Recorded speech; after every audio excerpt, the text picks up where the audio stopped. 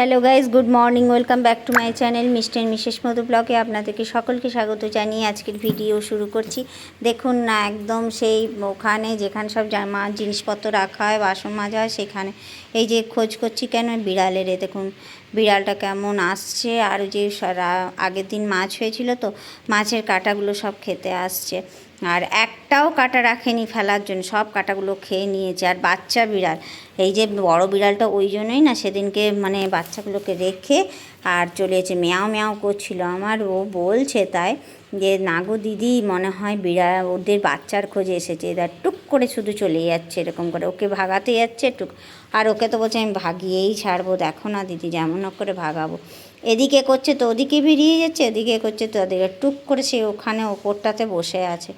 আর চতুর্দিকে ও আমার সাথে কথা বলছে, দেখো এদিকে ঢুকে গেল, তুমি ওদিকে সোজা বলছে আমি ওকে তাড়িয়েই ছাড়বো, একদম সোজা বেরিয়ে গেল, একদম ছুট্টে গাড়ির তলার দিকে একদম সোজা চলে গেছে, তাড়িয়েই ছাড়লো।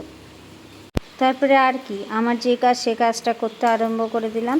এই যে মানে অনেক দিন ধরেই ভাবছি যে ডালগুলো আমি কাটবো, কারণ এবার যদি বর্ষা আরম্ভ হয়ে যায় না আর কাটতে পারবো না।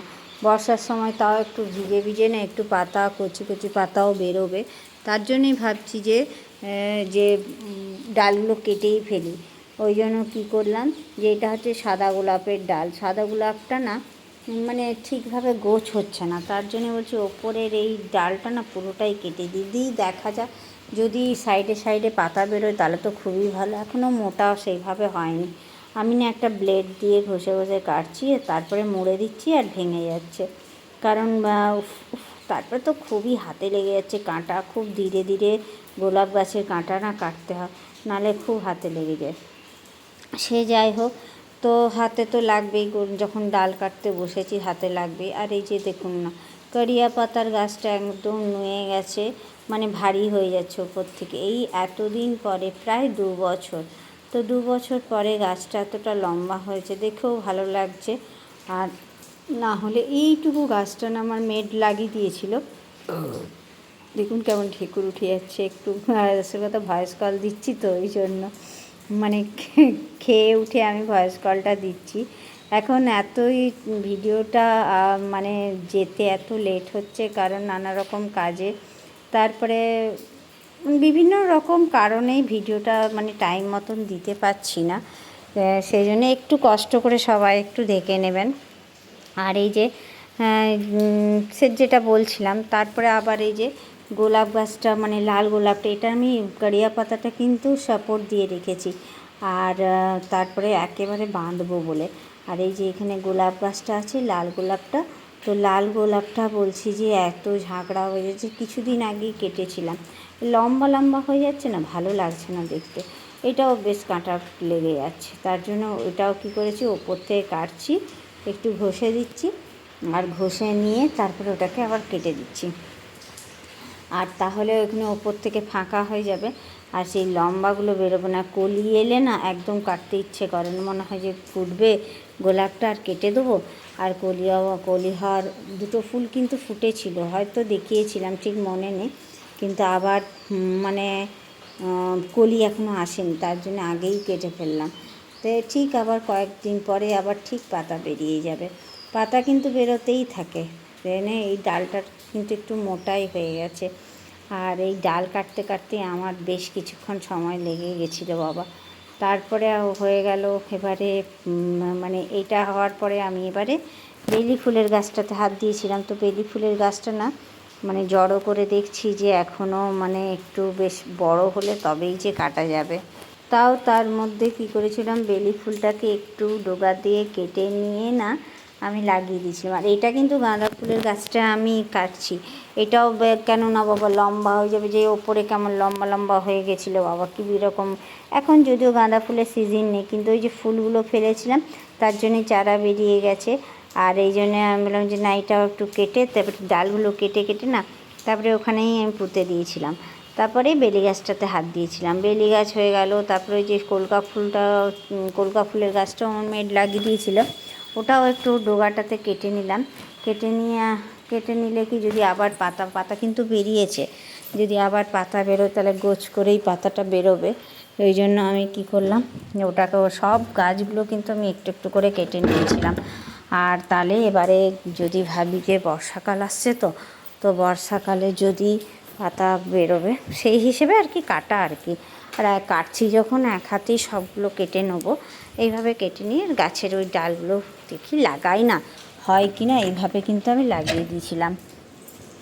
ডাল কাটতে কাটতে আবার চোখে পড়ে গেল, টাব তো আগেই দেওয়া ছিল, ওদিকে আবার বালতি ভরে গেল, স্পিডও আছে, জলের প্রেশার খুব, ওই জন্য একটা তাড়াতাড়ি ভরে গিয়েছিল। আর আস্তে আস্তে টাবটাকে সরাচ্ছি, যতই আস্তে সরাই এত ভর্তি টাব তো সরাতে গেলেই জলটা ঠিক পড়ে যায়।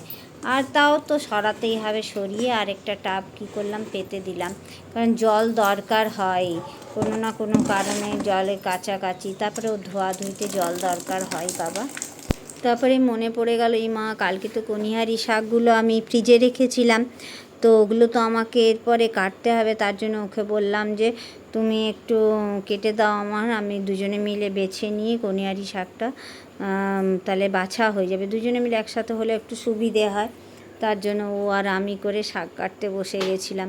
আর শাকগুলো না খেতে খুব ভালো লাগে কনিহারি শাকটা, তো যখন এনেছে কেন নষ্ট করব, তো ওর সাথে গল্প করতে করতে আমার শাক কাটা হয়ে গেল বাবা।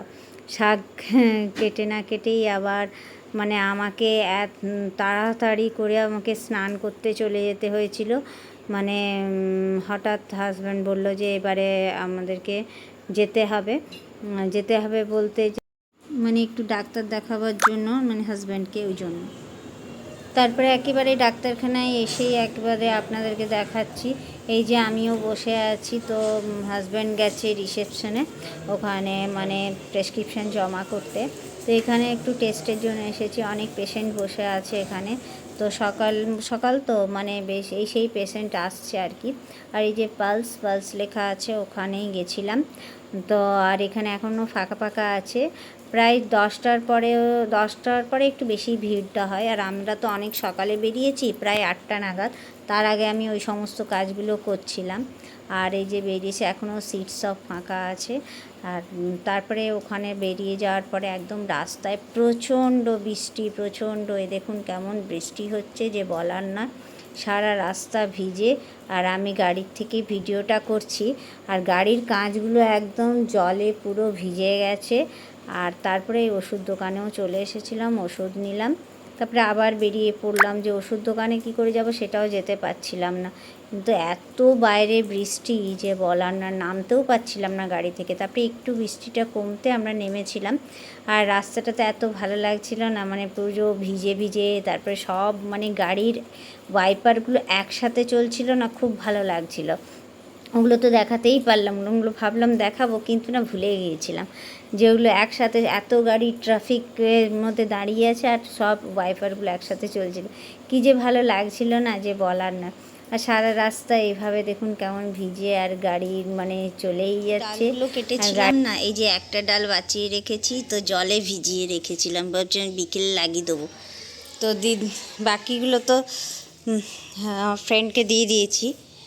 আর এখন এই ডালটা সে দিদি বলছিল তাহলে আমি লাগিয়ে দেবো, সে নিয়ে যাচ্ছি এখন। আর এটা হচ্ছে যে হ্যাঁ